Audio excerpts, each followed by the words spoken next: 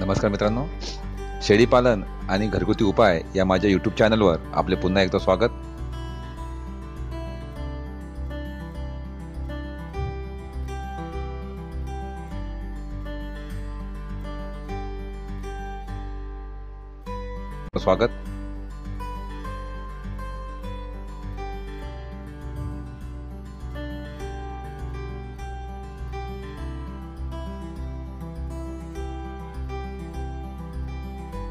मित्रांनो, आजचा आपला विषय आहे दी new India insurance company limited द्वारा शेळी.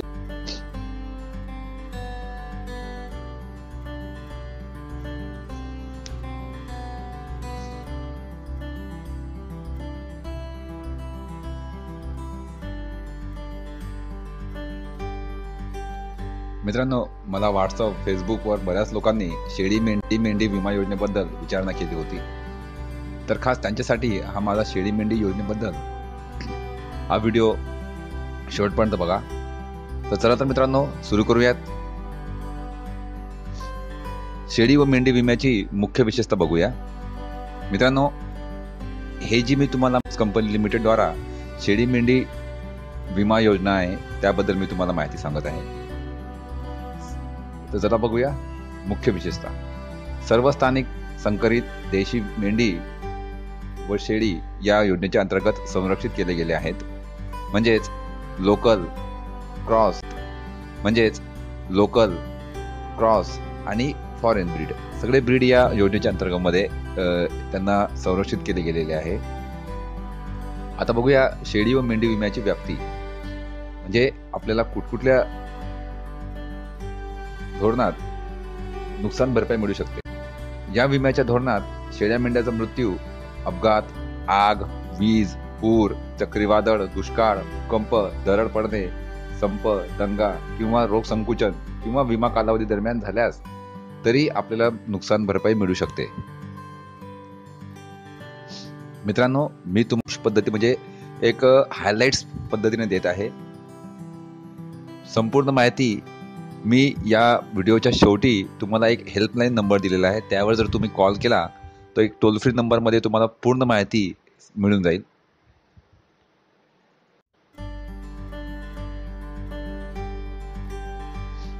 तर आता बघूया शेळी व मेंढी विम्यात वर्जित केलेले घटक. म्हणजे असे कुठल्या सर्कमस्टन्सेस, म्हणजे कुठल्या अशा बाबी आहेत की त्याच्यामध्ये हा विमा जो आहे हा लागू होत नाही. दुर्भावनायुक्त किंवा जाणून बुजून शेळी किंवा मेंढीला केलेली इजा किंवा दुर्लक्ष. मित्रांनो, बऱ्याच वेळा काय होते की आपल्यातील काही लोक म्हणजे जे फक्त विमाचे पैसे मिळण्यासाठी शेळी मेंढी पालन या व्यवसायात उतरतात, त्यांच्यासाठी ही आहे की दुर्भावनायुक्त किंवा जाणून बुजून शेळी किंवा मेंढीला केलेली इजा किंवा दुर्लक्ष.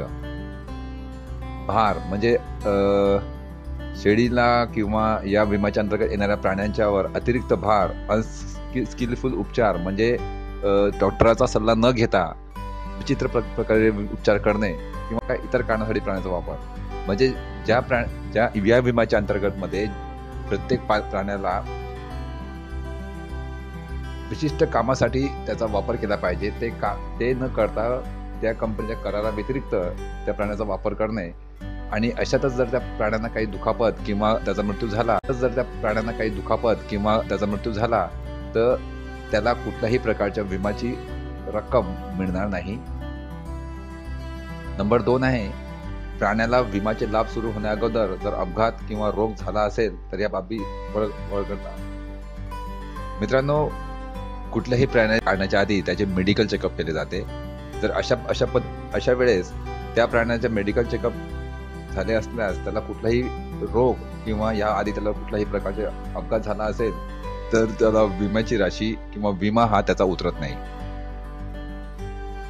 नंबर 3, विमा लागू प्राण्याची चोरी किंवा गुप्तपणे विक्री करणे. मित्रांनो, कधी कधी दुर्भाग्यपूर्णपणे विमा केलेल्या प्राण्याची चोरी होते आणि कधी कधी त्याची गुप्त विक्री केली जाते. मित्रांनो, हा मुद्दा थोडा लक्ष देऊ नये का. कसं होत आहे की विमा काढलेल्या प्राण्यांच्या जर चोरी झाली तर याला सर्वस्वी जबाबदार हा विमा मालक असतो. विमा कंपनी कुठल्याही प्रकारे जर विमा लागू प्राण्याची चोरी झाली तर कुठल्याही प्रकारे या बाबतीत आपली मदत किंवा आपल्याला रक्कम देऊ शकत नाही, विम्याचा लाभ देऊ शकत नाही. आणि दुसरा मुद्दा आहे गुप्त विक्री करणे. मित्रांनो, बऱ्याच वेळा आपल्याकडील विमा लागू प्राण्यांची आपण विक्री करतो. तसा हा झालेला व्यवहार आपण विमा कंपनीच्या निर्देशनात आणणे जरुरी आहे. पण बऱ्याच वेळा आपण विमा कंपनी याच्यावर काय ऍक्शन घेईल, आपला विमा पडेल का, या भीतीने आपण विमा कंपनीला हे कळवत नाही. मित्रांनो, तसे काहीही नसते. जर तुम्हाला तुमचा विमा लागू असलेला प्राणी जर दुसऱ्याला विकणे आहे तर याच्यासाठी विमा कंपनीमध्ये याच्यासाठी एक भरपूर असे त्याला योजना आहेत किंवा नियम आहेत. त्या नियमाच्या मध्ये आपण बसून त्या नियमाच्या चौकटीत आपण जर काही व्यवस्थित कारवाई केली तर आपल्याला ते सुद्धा करता येते. म्हणजे विमा लागू प्राण्याला आपण विकू सुद्धा शकतो. तर मित्रांनो, माझा असं तुम्हाला सल्ला राहील की जर कुठल्या प्राण्याचा जर तुम्ही विमा काढलेला असेल आणि ते तुम्हाला विकास कंपनीच्या अनुषंगानेच किंवा त्यांना माहिती देऊनच असा व्यवहार करा, जेणेकरून तुम्हालाही आणि तो प्राणी घेतलेल्या खरेदीदारालाही कुठल्याच प्रकारचा त्रास होणार नाही. आणि भविष्यात जर त्या प्राण्याला काही कमी जास्त झाले तर विम्याची रक्कम हे त्याच्या मालकाला मिळेल.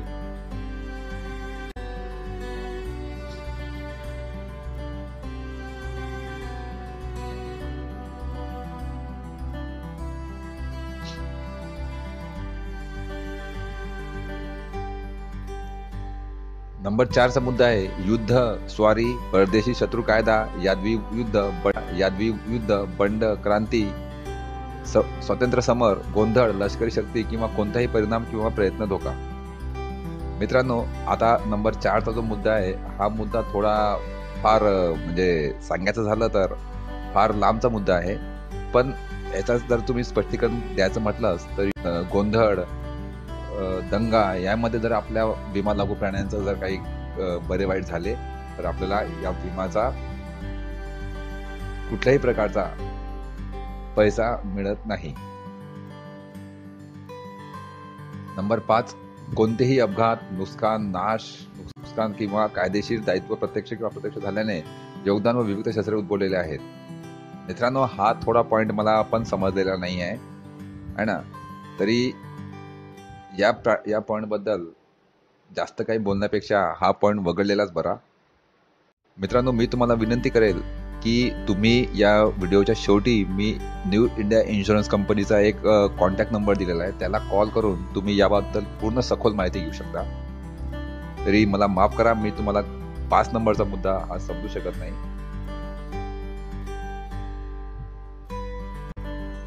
नंबर 6 आहे कुठलेही नैसर्गिक नुकसान. म्हणजे जर कुठलेही नैसर्गिक नुकसान झाले तर तुम्हाला विम्यापासून वंचित केले जाते. नंबर 7 आहे हवा किंवा समुद्रावर वाहतूक. मित्रांनो, जर तुम्ही बाय एअर किंवा बाय सी म्हणजे समुद्रावर वाहतूक करताना जर त्याला अपघात झाला आणि तुम्ही जर त्या विम्याच्या रकमेसाठी दावा केला तर दावा तुमचा पास होत नाही.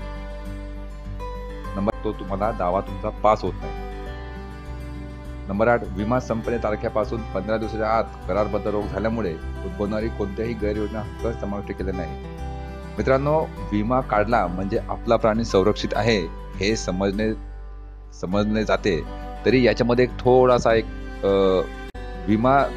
विम्याची तारीख खतम होण्याच्या 15 दिवसा अगोदर जर आपल्या प्राण्यांना कुठलाही रोग झाला तर तो आणि त्या रोगाच्या मुळे जर तो बळी पडला तर 15 दिवसा अगोदर झालेल्या रोगामुळे आणि त्याच्या मृत्यूमुळे आपल्याला या विम्याचे पैसे मिळत नाही.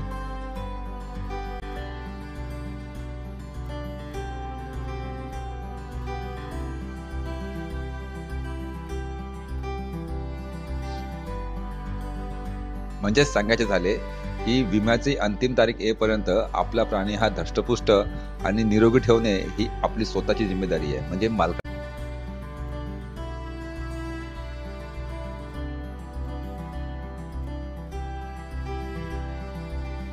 आता मग बघूया शेळी व मेंढी विम्यात विशिष्ट वर्जित केलेले घटक. मित्रांनो, एन्टेरोटॉक्सिमिया, मेंढी पॉक्स म्हणजे मेंढीचा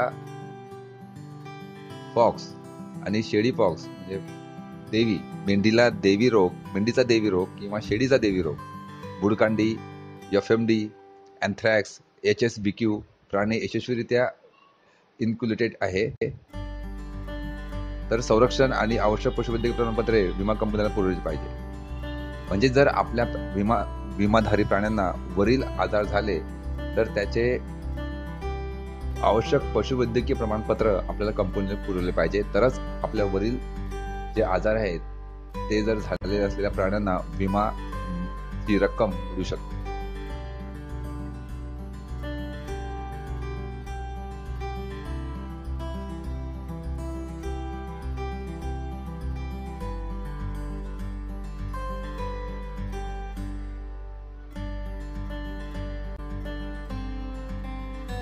मित्रांनो, आता शेवटचा आणि सर्वात महत्त्वाचा मुद्दा आहे शेळी व मेंढी विम्याची मिळणारी राशी किंवा लाभ. म्हणजे हा जो राशी किंवा हे जी रक्कम मिळते ही कशा स्वरूपात मिळते ती बघूया. मेंढी आणि शेळीचे बाजार मूल्य हे विभिन्न जाती आणि विभिन्न क्षेत्रानुसार वारंवार बदलत असते. मित्रांनो, आपल्याकडे विभिन्न जातीच्या शेळ्या मेंढ्या आहेत आणि त्यांचे जे भाव आहेत ते विभिन्न ठिकाणी वेगवेगळे असतात. करिता अशा वेळेस विम्याचा लाभ देताना पशुचिकित्सक यांची शिफारसीला विम्याची स्वीकृती आणि दावा निकालात मानले जाईल. म्हणजे जर तुमच्याकडे विविध प्रकारचे विविध जातीचे ब्रीडचे शेळ्या मेंढ्या आहेत आणि त्यांना जर तुम्हाला विम्याची रक्कम म्हणजे त्यांना जर काही दुर्भाग्यपूर्णरित्या मृत्यू झाला तर त्याचा जो बाजार मूल्य आहे हे तुमच्या भागातील पशुचिकित्सक ठरवेल, तेच मार्गदर्शक मानले जाईल. आणि त्यातला नंबर दुसरा आहे, विम्याची राशी ही बाजारभावाच्या 100% जास्त नसेल. म्हणजे एखाद्या प्राण्याचं बाजार मूल्य हे 10,000 आहे आणि आपल्या विमाकृत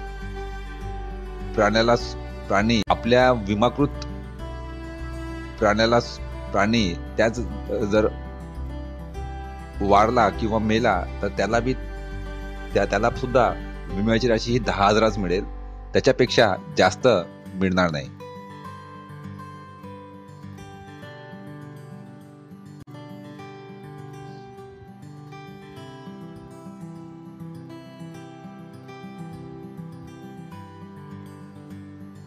मित्रांनो, आता बघूया शेळी आणि मेंढी विम्याचा दावा कसा करावा.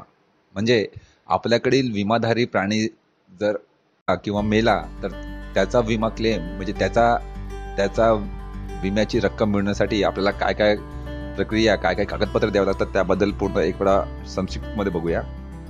विमाधारी पशुचा मृत्यूचा तात्काळ सूचना ही विमा कंपनीला दिले पाहिजे. पशुची मृत्यू होतो तशी त्याची सूचना विमाधारी कंपनीला देणे अति महत्वाचे आहे आणि खालील कागदपत्रे सादर करावी. विम्याचा दावा करणारा फॉर्म पूर्णपणे व्यवस्थित भरलेला असावा.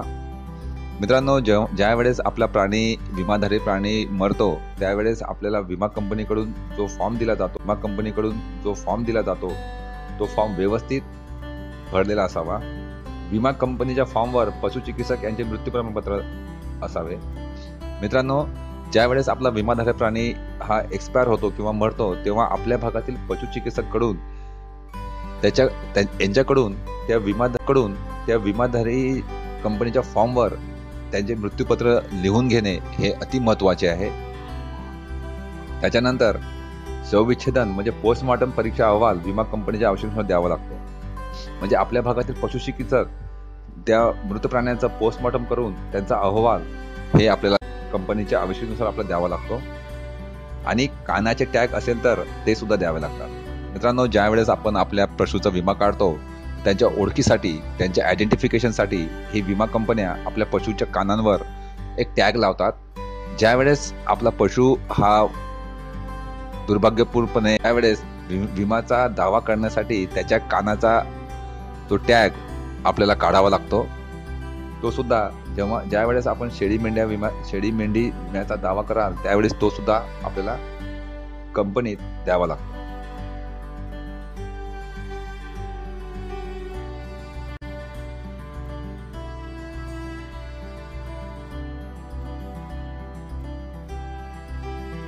मित्रांनो, वर दिलेली माहिती हे एक सारांश स्वरूपात आहे. ही माहिती देण्याचे कारण की शेळी पालकांना शेळी मेंढ्याचा विमा काढताना योग्य मार्गदर्शन मिळावे आणि ते कुठेही फसविले जाऊ नये. विम्याबद्दल अधिक जाणून घेण्यासाठी दी new India insurance company limited या कंपनीच्या टोल फ्री नंबर 1800-209-1415 म्हणजेच 1800-209-1415 या नंबरवर फोन करून आपण सविस्तर माहिती घेऊ शकता.